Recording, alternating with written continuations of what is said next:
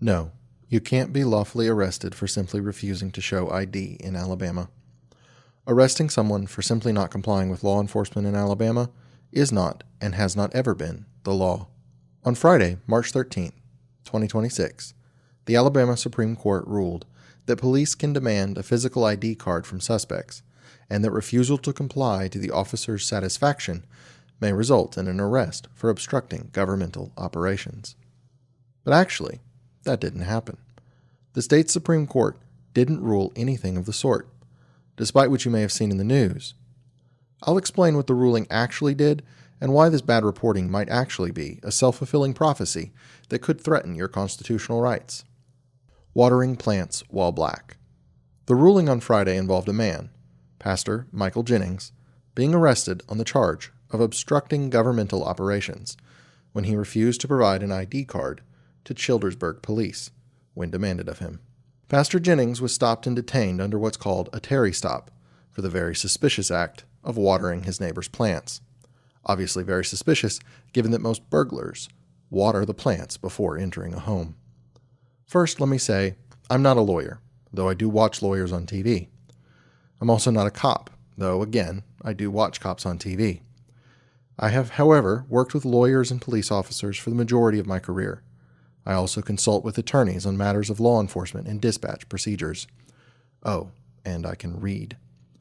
The law that the Alabama Supreme Court ruled on is Section 15.530 of the Alabama Code, which says that an officer may stop any person abroad in a public place whom he reasonably suspects is committing, has committed, or is about to commit a felony or other public offense, and may demand of him his name, address, and an explanation of his actions.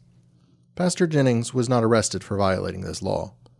Pastor Jennings was arrested under Section 13A, 10.2 of the Alabama Criminal Code, which says a person commits the crime of obstructing governmental operations if, by means of intimidation, physical force, or interference, or by any other independently unlawful act, he, 1. Intentionally obstructs, impairs, or hinders the administration of law or other governmental function, or 2. Intentionally prevents a public servant from performing a governmental function. The Alabama Supreme Court's ruling is only on if the officers involved could have reasonably believed they had the authority to demand anything other than a verbal statement of name and address. And I'll note, the justices were split on the exact meaning of those words. The case is actually a federal civil case against the Childersburg officers for false arrest. It's been dismissed, appealed, and the dismissal was reversed and sent back to the trial court. Then it was sent to the Alabama Supreme Court, not for a ruling, really, but as a certified question, seeking clarification on the meaning of the law, allowing an officer to demand a name and address. The actual criminal arrest for obstructing governmental operations was already dismissed, and the Federal Circuit Court already ruled that Pastor Jennings was under no legal obligation to provide his ID. Qualified immunity and arguable probable cause. The thing is, nobody is claiming an officer can arrest anyone for obstructing just for simply refusing to cooperate, except 1. Liars, 2. People that didn't read the law, or 3. Liars that didn't read the law, or prosecutors. What they are claiming is that the officers that arrested Pastor Jennings unlawfully can't be sued for what technically amounts to kidnapping. This is the doctrine of state agent immunity, and more specifically in this case, qualified immunity. Qualified immunity is the safety net for officers and most civil servants from being civilly sued for their incompetence or gross negligence that violates statutory or constitutional rights while performing their official duties, no matter how great the resulting consequences. It's a complicated legal theory, but in this case, it hinges on whether or not a reasonable officer, as opposed to the Childersburg Police, would believe they had probable cause for an arrest. And in the interest of full disclosure, throughout most of my career as a former senior government executive and employee with broad discretionary power, I've enjoyed this same protection from civil liability for my actions that could have easily violated people's constitutional rights. The United States Court of Appeals for the 11th Circuit cited an eerily similar and controlling case, Edgar v. McCabe, which is another case where police in Alabama arrested a black man Mr. Edgar, for obstructing, just because he didn't provide his ID. The court held that the plain text of the Alabama statute is so clear that no reasonable officer could have interpreted it to permit Mr. Edgar's arrest for failing to produce his ID or driver's license under Section 15.530. The 11th Circuit went on to say, it has been clearly established for decades prior to Mr. Edgar's arrest that the police are free to ask questions, and the public is free to ignore them.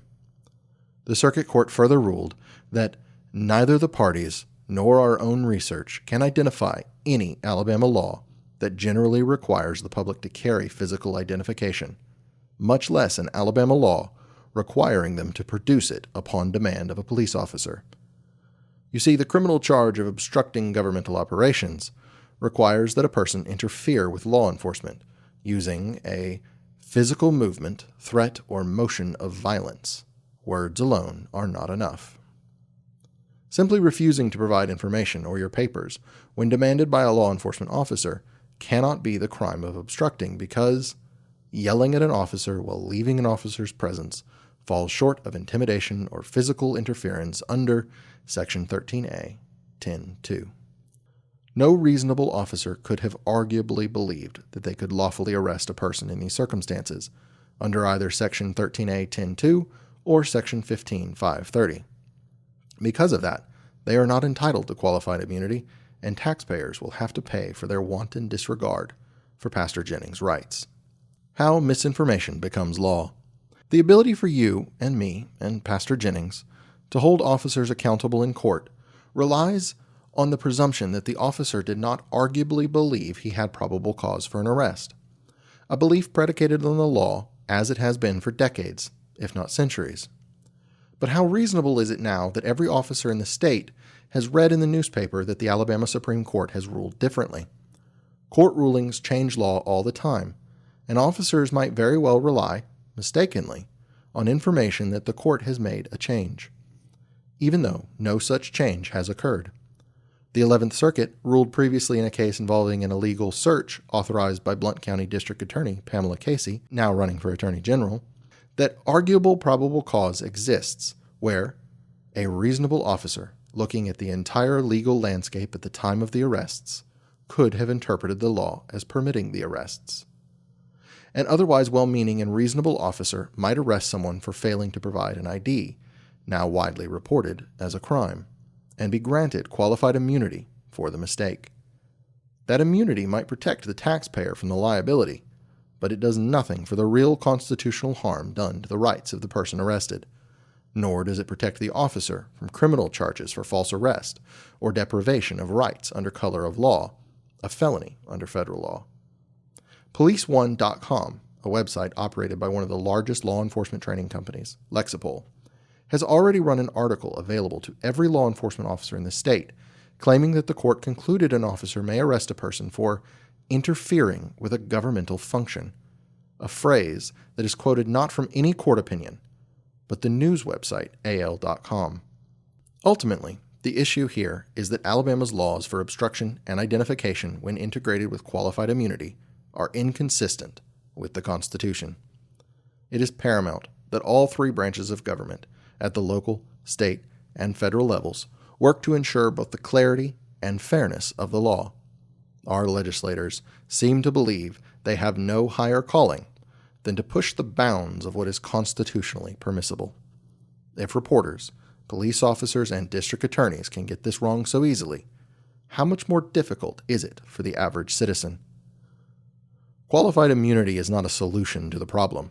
It is the state and federal legislative band-aid to the real wound, which is that the laws they have written are so incredibly ambiguous and unconstitutional that even the police can't understand them anymore. What is actually going on? The case of Jennings v. Smith currently sits not in the Alabama court system, but in the United States District Court for the Northern District of Alabama, Eastern Division. Why then did Alabama make a ruling on this at all, you may ask? The answer is as absurd as it is unsurprising. First, let's clarify the situation. Pastor Jennings's original criminal charges were dismissed. I would say the dismissal is because the charges were a ridiculous affront to the law, I'm sure the city of Childersburg would disagree. After the criminal case was dismissed, Jennings' legal team sued the 3 officers and the city of Childersburg. The lawsuit claimed false arrest, First Amendment retaliation, Fourth Amendment violations, and associated tort claims. That federal lawsuit was dismissed by the district court under the theory that the officers and the city have immunity from civil suits under both qualified immunity and state agent immunity. Pastor Jennings appealed to the circuit court, which reversed the district court's ruling on the grounds that it was, overall, pretty stupid, saying that the district court erred because it did not conduct any independent analysis on these claims. Basically, though, the circuit said, hey, look, over here there are laws and prior rulings that district court judges actually have to follow. Specifically, they focused on the precedent set by Edgar v. McCabe in 2023. As a reminder, that's the case where Huntsville officers arrested a black man for not doing what he was told. The circuit court had some choice words for those officers in the opinion. You can read it if you don't mind watching Muppets get made fun of for being bullies. Try to ignore the fact that the judgment was ultimately paid by the taxpayers, and the only people that really benefited were the lawyers that told the city they should fight it to begin with. So Pastor Jennings' case was sent back to the district court with the immunity claims quashed. But District Judge R. David Proctor didn't like that. He wrote in the footnotes of an order that he disagreed with the circuit court, and it was unfortunate that district court judges like him can't do whatever they want. So, Judge Proctor decided that he would ask the Alabama Supreme Court to decide what the law meant on a not minor, but also not major portion of this case. This is called a certified question. Normally, when a federal court is having to decide a state law matter, this is a way for the federal court to defer to the state's interpretation of state law. In this case, however, this appears to be an attempt to circumvent the circuit court's ruling by causing what is called a change in controlling authority. We know this because Judge Proctor said so in that March 2025 order asking the parties to file a motion for the certified question. We wouldn't know that if he hadn't said it directly, because the certified question submitted to the Alabama Supreme Court doesn't elicit an answer that would contradict the circuit court, meaning it still doesn't cause a change in controlling authority. The dissenting opinion of 3 Alabama Supreme Court justices cited 9 separate cases as to why what Judge Proctor was doing was inappropriate, and that Alabama should decline to respond to the question, including a case from 1999 which said that granting certification at this late hour would be inefficient and wasteful of the parties and the federal courts' previously expended time, energy, and resources. The certified question asks if the law in question, Alabama's identification law, prohibits officers from demanding physical identification. The answer is of course not. It also doesn't prohibit Hitler from drinking coffee on a Thursday. That's not what the statute is about.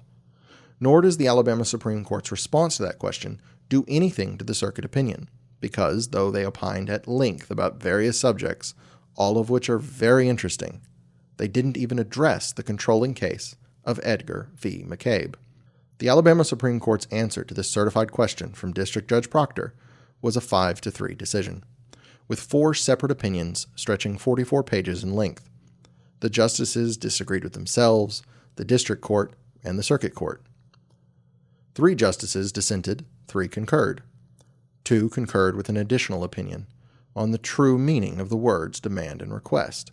The final one, Justice Shaw, concurred with the decision but disagreed with the majority's opinion.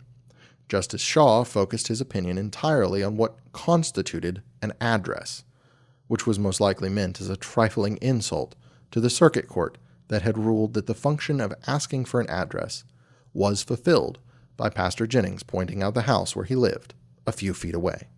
But nowhere in the 4 opinions of the Alabama Supreme Court, the rulings of the Federal District Court, or the rulings of the 11th Circuit Court, does anyone even suggest that it would not be unlawful for a person to be arrested for obstructing simply for refusing to provide an ID. Conclusion. The underlying statute at issue, or at confusion, is 15-530, which purports to allow an officer to stop and demand of a person that is suspected of committing a crime his name, his address, and an explanation of his actions. There is no punishment for violating this section. This section does not appear in the criminal code of the state of Alabama. This section makes no requirement that anyone carry ID for the purposes of being identified. And importantly, nobody is claiming it does any of those things. What the Alabama Supreme Court ruled is simply that if a suspect lawfully stopped by police does not answer the questions of name and address, then an officer might ask for some type of physical verification instead. The question is not whether the officer believes the answer, simply that the answer is made or not made. What the circuit court has ruled is that an officer loses their immunity if they make an unlawful arrest for obstructing where the person simply didn't comply. This matter of law is settled. Arresting someone for simply not complying with law enforcement is not, and has not ever been, the law. Now, go tell your city and your county. Go tell the officers and deputies you know, because if you don't, it's your tax bill that gets to pay the settlement check.